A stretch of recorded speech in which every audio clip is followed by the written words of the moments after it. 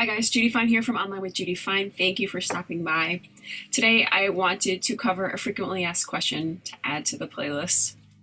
This question came up this week and it actually sparked a quick tip video and a blog post, my blog post this week. So I thought I'd just complete the trifecta and make my YouTube video about it too. It's a really important topic. The question she asked me was, how do I know what songs I should be singing? Which is a really common question, and it's a fair question, it's a valid question, but it's not a helpful question. So that question leads me to a much more important question, which is, who am I as a singer? Who are you as a singer? So that's what I want to talk to you about today. All right, let's do this.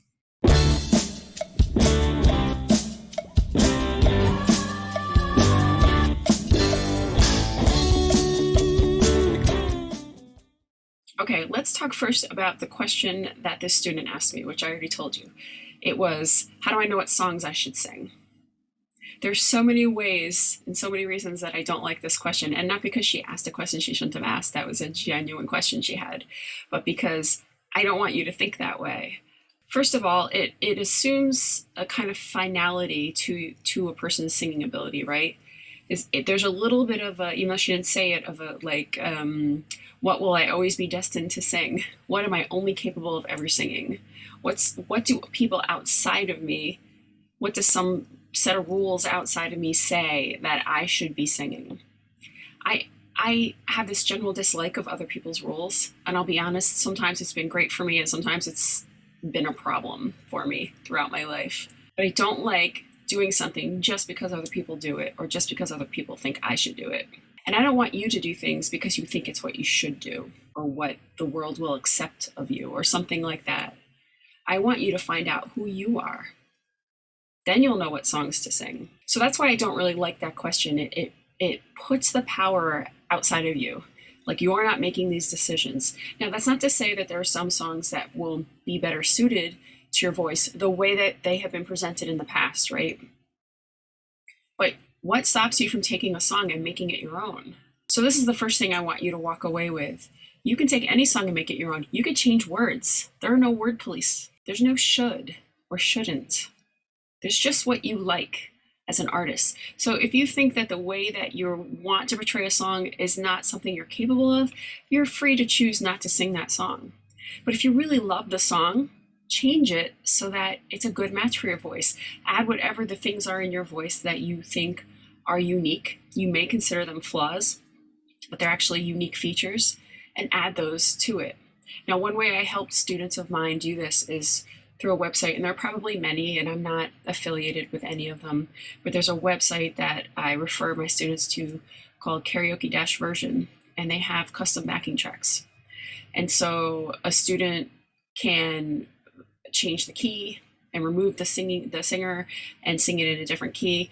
I also have keyboard students and people who are singing and keyboard students who are learning how to accompany themselves, and they can remove the piano and the singer and then have the backing track. So it's kind of a cool, pretty versatile. I mean, it has some limitations, but it's a cool thing to check out if you might, like, be in line for that.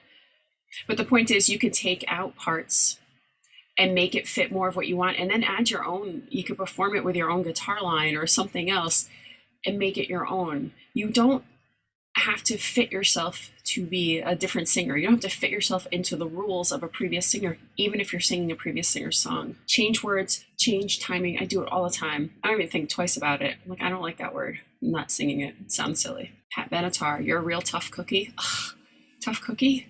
Who wants to sing tough cookie? What a dorky phrase. It might have been cool in the 80s. I'm not sure it was. So change it. You're a real shit kicker. That's a much better phrase. Pardon my French. Anyway, stop asking yourself, how will other people accept me and feel like my voice is okay? And start asking yourself, how can I take the unique features of my voice and make something cool out of this song? See what I'm saying? But as I said in the beginning, I translated this question into a much bigger question and a more important question. Who am I as a singer? How do you know who you are as a singer? I mean, this is a lifetime search, and that's because you'll continually evolve. It's like saying, who am I as a person? Who am I as a girlfriend? Who am I as a mother? Whatever. who am I as a father not to leave you guys out? This is an ongoing question. You need to assess it all the time. So there are 3 primary ways you assess this. This is in my blog post this week. If you want to read that, you should check it out. It's on the website, on the blog page. The first is to do what I call data collection. And that is to honestly look at how you have reacted to things in the past. So if something brought you joy, if you were working on a project and you got really involved in it, or you just find yourself sort of being a closet singer of certain songs or something, but not putting those out there or not suggesting them to your bandmates or whatever, then clearly you have an affinity for those songs or that artist or whatever. Clearly there's something there that speaks to you. A lot of times we think we should be a certain way or sing a certain song or whatever, certain style. But if you just go based on how you react to something, and this is with people and situations and jobs and everything, if you just assess, strictly take emotion out of it and assess how you reacted to something, then you know how you really felt about it. And you can use that as data for future choices, whether it's a song choice or anything else. So take some time to think about the things that you really enjoy, the things that you're drawn to, the things that, you could lose an afternoon to listening to or to singing. And make sure you're incorporating those into your set lists or whatever, your practice routine. So that's the first, data collection. The second thing is to assess your relationship with the world. So I've talked about this a million times, but being good with an audience is a relationship skill. It's about how you relate to the world, right? It's your relationship with the world. If you see yourself as less than your audience, you're going to have trouble performing well. You have to see yourself as a peer, right? And that means that you don't care if they think it's a song you shouldn't be singing, right? Because you're not there to take their orders, so to speak. You're there to show them what's on your menu.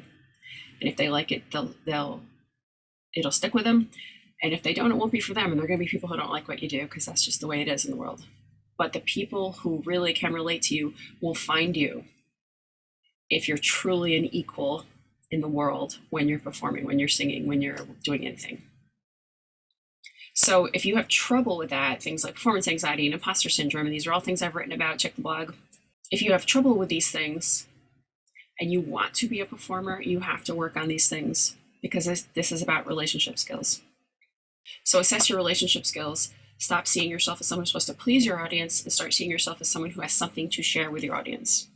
And the third category, I guess, for finding out who you really are as an artist is about assessing your craft. And this is what the student was trying to do when she asked me this question. When you're assessing your craft, it's not to see who likes you or who likes what you're singing or certain songs, whatever. That's not what you're assessing. These are the kinds of questions I want you to ask yourself. How do I want to feel when I'm singing a song?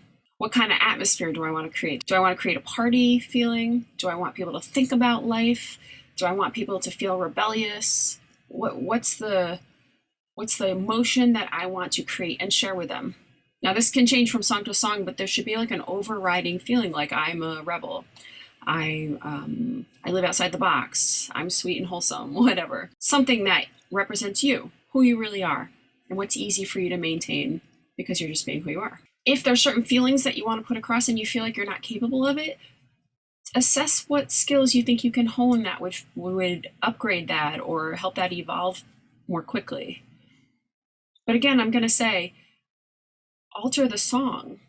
Like, you're the messenger. So your message delivered your way is what's important. The song is not king. You're not a slave to the song. The song is now yours, and you're going to deliver it in a way that makes sense to you and speaks to you, and hopefully will be a bridge between you and your audience. So try to get away from this idea that, I'm not singing it correctly. It's one thing if you're hitting bad notes or something. But if you're just judging your delivery compared to the original singer, then you're doing yourself a disjustice. I think the word is injustice, but anyway, you're doing it. And the last thing to ask yourself as part of this craft assessment is, what things am I accustomed to considering flaws, but that I could actually turn around into features? I think Suzanne Vega is a really good example of how she has a super breathy voice. If you don't know her, check out some of her songs. She's a very cool songwriter. She's got a very breathy voice and kind of weak. but it's her thing. It's how she delivers her messages, right? So when I hear a Suzanne Vega song, even if it's one I haven't heard before, I know it's her because I recognize her voice. That's not a flaw, that's a feature. That might be a flaw if you're going on American Idol and facing Simon Cowell or something. He's not there anymore, but you know what I'm saying. You decide what the feature is. Try to say, this is who I am and this is who I'm proud to be. And I'm going to show you this person while singing this song. That's cool. That's art.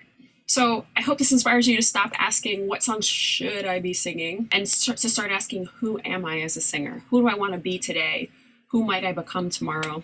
How can I put my uniqueness into this song that another person has already sung, if that's what you're doing? How do I put my quirky traits into a song that I'm writing, my personality? And how can I share this with the world while feeling like a peer with my audience? 2 more things I want to leave you with, because I know I've rambled a little bit. You are going to change. This goes for every area of your life. You're going to be a different person 5 years from now than you are now, in 10 years, in 15 years, whatever. Let yourself change. Get it out of your head that the vision you have had of yourself has to be correct. I always said I'd never sing country music, but you start enjoying country music, but you don't want your friends to know because you kept telling them you hate country music or whatever, randomly picking on country music. But let yourself change, especially if the data you're assessing is telling you that you enjoy country music. Stop telling yourself you're not allowed to and just do it. When you find what you really connect with, the real you inside, not the you outside that you think you're supposed to be. But when the real you connects with your music, your audience will connect with you. That's when the magic happens. All right, I'm going to let this go, but I hope you understand what I'm saying. I hope you stop asking for outside feedback for what kind of singer you should choose to be. And I hope you start asking the artist inside you. Thank you. I'll see you next time.